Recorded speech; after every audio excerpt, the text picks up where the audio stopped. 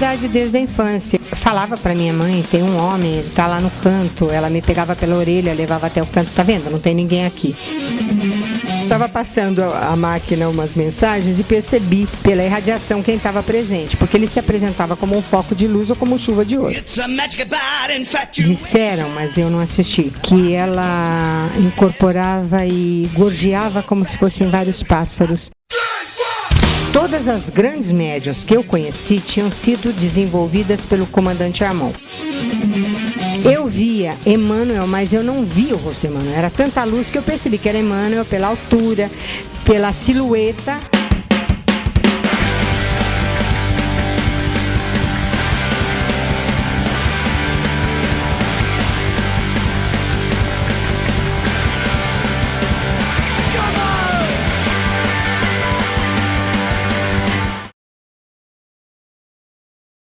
Por incrível que pareça, parece ser a morte da minha irmã gêmea.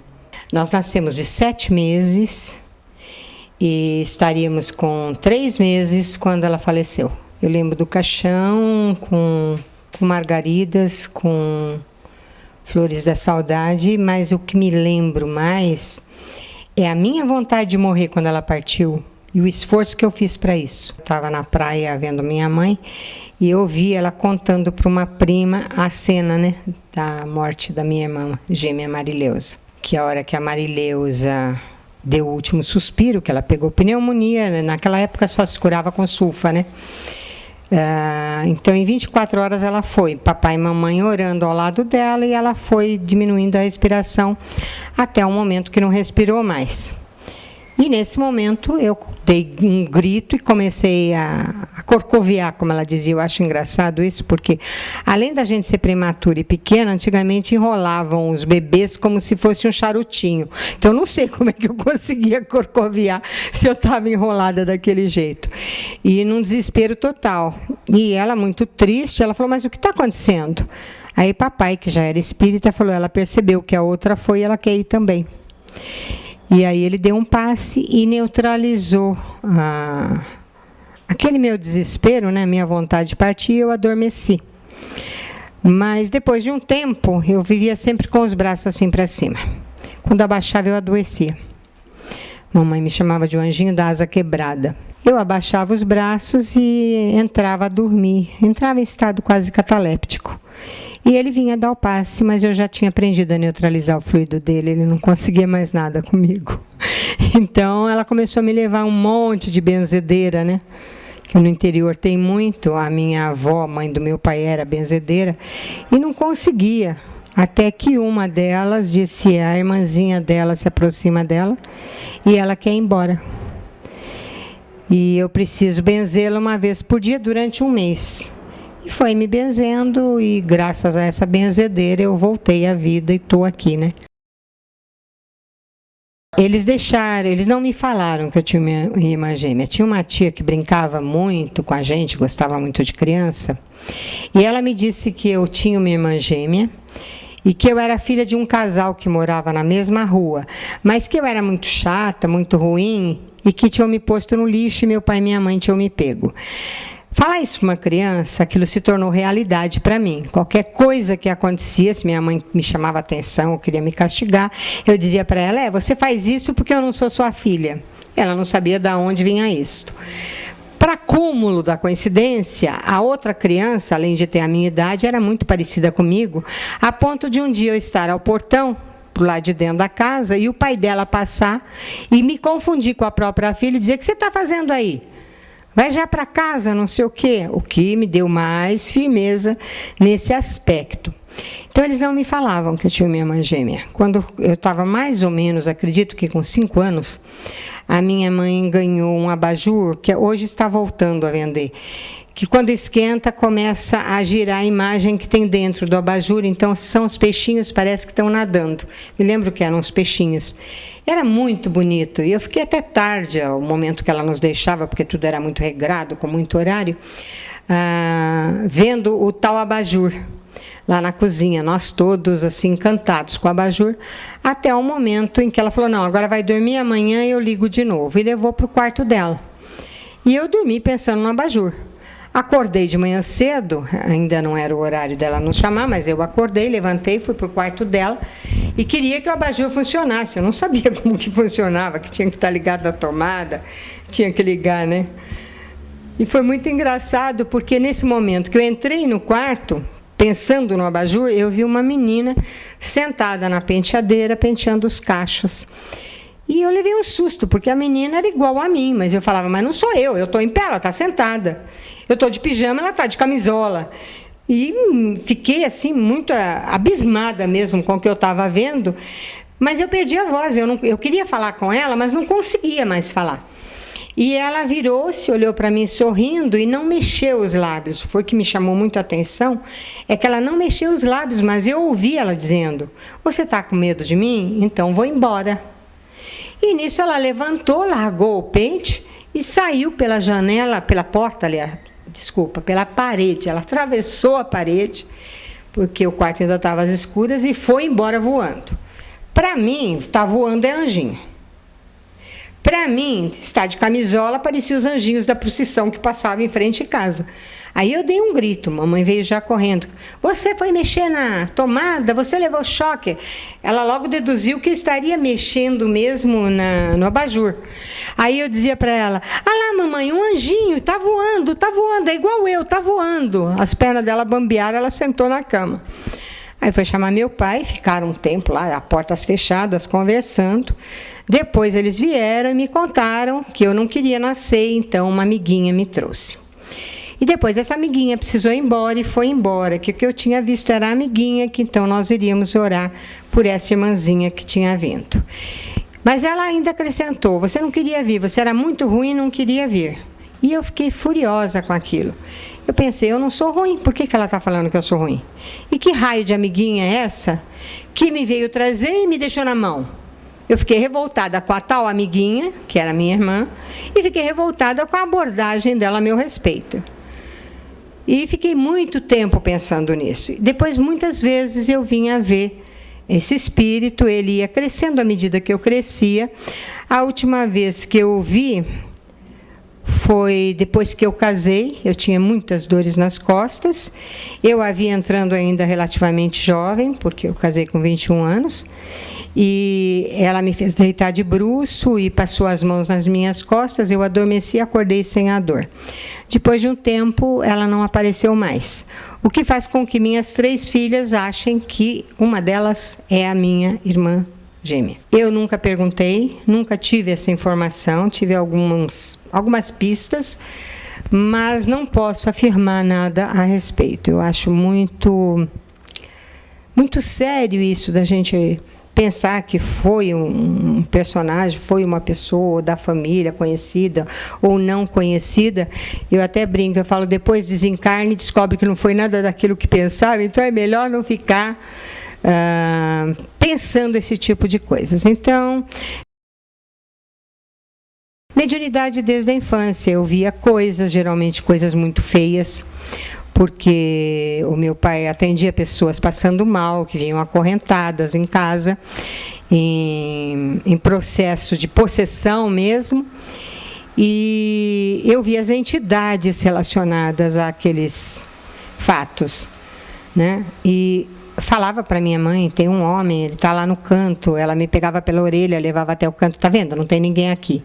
Eu falava, tem, e está rindo. Então, eu não dava sossego para ela, que era católica, com as minhas visões, e até quando vinha visitas, porque se eu ouvia alguma coisa contra a visita e eu não gostava daquela visita, eu verbalizava. Eu dizia, por que você está aqui? Você veio como amiga da minha mãe, você fala mal dela, você faz isso, você faz aquilo. Eu criava uma maior saia justa. Então, a mamãe penou muito comigo. Já o papai me dava orientação, me dava o passe. Mas havia uma coisa que eu via que eu gostava, que era como uma chuva de ouro ou de prata caindo. Quando eu estava com muitos problemas, porque até a criança tem problemas, né? Se sente, às vezes, injustiçada, se sente maltratada numa escola, tem momentos de tristeza.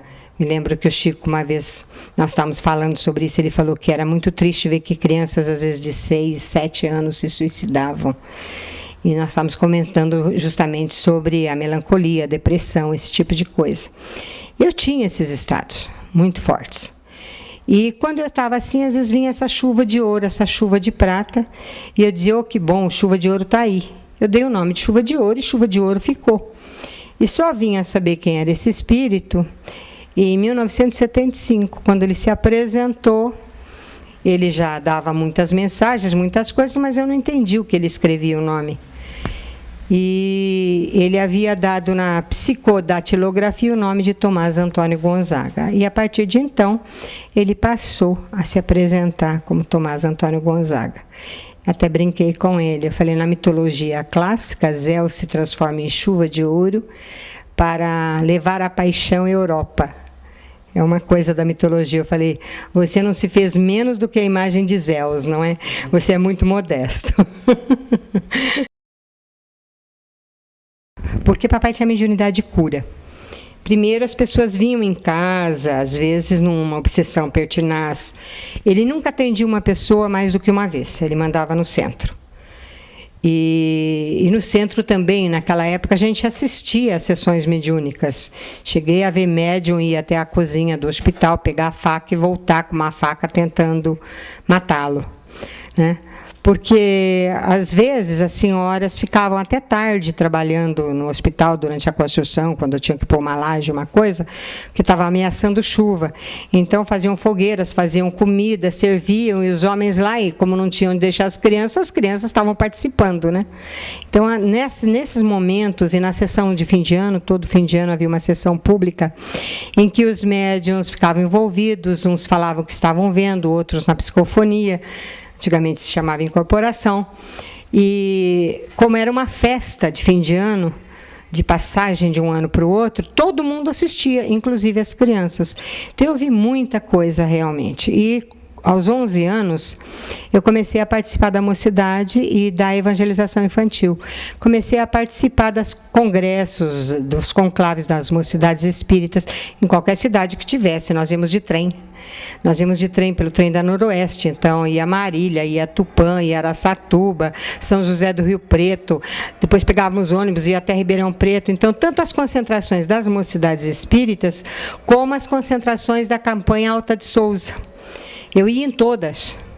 Fora quando nos convidavam para palestra, para outros conclaves, semanas espíritas, coisas menores, que o papai muitas vezes presidia, e eu ia participar. Eu era o arroz doce de festa. Eu estava sempre declamando, participando de jograis, de peças. Fazíamos peças teatrais do José Papa Júnior. Desde pequenininha a gente fazia essas peças e encenava em cinemas para levantar fundos para a construção do hospital.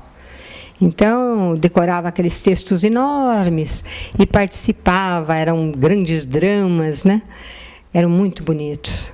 Havia a possibilidade de, nesses congressos, contatar com muita gente boa e verificar algumas faculdades mediúnicas de outras pessoas. Sempre acontece. Quando eu fui no Congresso da Consciência Emergente, tinha uma moça passando mal e foram me chamar para atendê-la. O Congresso da Nova Consciência é um congresso ecumênico, vai muita gente. Nesse momento, estava se apresentando o Irineu Gasparetto, recebendo vários espíritos e cantando. E várias pessoas que já me conheciam, que não eram espíritas, diziam, Mariluza, nós aceitamos a pintura, mas aí nós achamos que ele conhece música, ele está compondo à la manière de, né, a maneira dos espíritos. Eu falei, não, vamos fazer uma coisa. Eu vou dizer para vocês o espírito que está se aproximando e vamos ver se é esse mesmo que incorpora. Foi em 1992, foi em Campina Grande. No carnaval. Aí eu comecei. Nesse momento, depois eu voltei em 94 também. Falei, se aproximou Elvis Presley, agora é John Lennon, agora é Cazuza, e o pessoal foi ficando, né? E essa era uma das razões. Primeiro, eu queria ver o Irineu, e segundo, eu estava dando ali uma orientação às pessoas em volta, eu não queria atender a tal moça que estava passando mal. Aí eu perguntei, quem está atendendo? Ela. É o pastor Neemias Mariem. E o Irineu continuou se apresentando, passou mais ou menos meia hora. Daquilo, quando terminou, eu perguntei para a moça que vinha me chamar. Falei, como é que está a moça lá? Ela melhorou? Não, Mariluza, está a mesma coisa. Eu falei, mas o pastor ainda está com ela? Tá. Eu falei, bom, agora eu vou lá. Aí cheguei e fiz aquilo que eu estou acostumada a fazer, passar a entidade para mim, neutralizar e deixar a pessoa numa boa. Foi como a moça chama, eu lembro que falaram Fátima. Eu segurei na mão dela e chamei o espírito dela para reassumir a posição de dona daquele corpo, né? E fiz Fátima e puxei a entidade para mim, e na hora ela já voltou assim. Aí eu falei, olha, minha filha, você não fecha os olhos, não se concentre durante o evento aqui. Se você quiser desenvolver a mediunidade, vai estudar Kardec, vai fazer alguma coisa, né? Aí no dia seguinte, ela veio muito chateada falar comigo, inclusive aquela noite ela me boicotou. Fui ao jantar e ela estava tomando conta das pessoas que vinham do ônibus, não me chamou para eu ir para o evento, eu perdi o evento da noite. E no dia seguinte de manhã, ela falou para mim, Maria Ilusa, me disseram que você ontem não quis me atender. Eu falei, você não estava sendo atendida pelo pastor? Eu só fui quando o pastor não resolveu.